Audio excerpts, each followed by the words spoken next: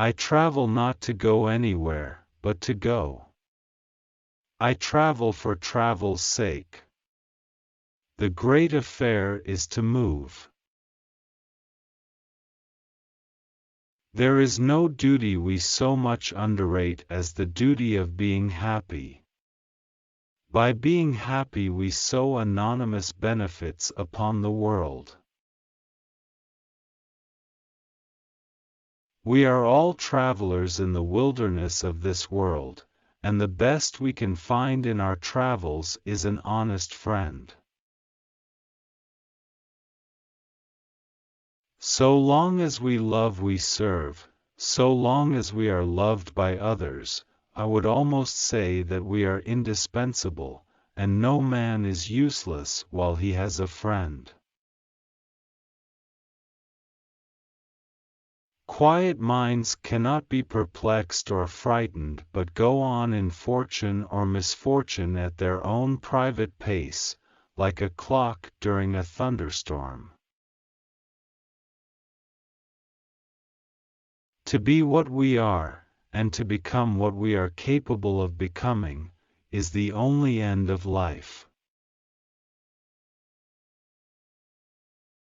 In each of us, two natures are at war, the good and the evil. All our lives the fight goes on between them, and one of them must conquer. But in our own hands lies the power to choose what we want most to be we are. Sir, with no intention to take offense, I deny your right to put words into my mouth. To know what you prefer instead of humbly saying amen to what the world tells you you ought to prefer, is to have kept your soul alive. I learned to recognize the thorough and primitive duality of man. I saw that, of the two natures that contended in the field of my consciousness, even if I could rightly be said to be either, it was only because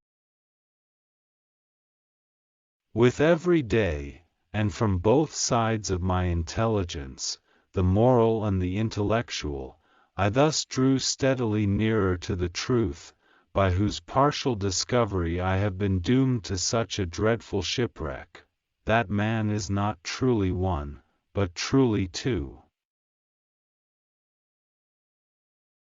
There are two things that men should never weary of, goodness and humility.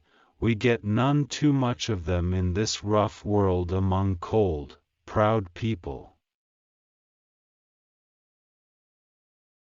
The difficulty of literature is not to write, but to write what you mean, not to affect your reader, but to affect him precisely as you wish.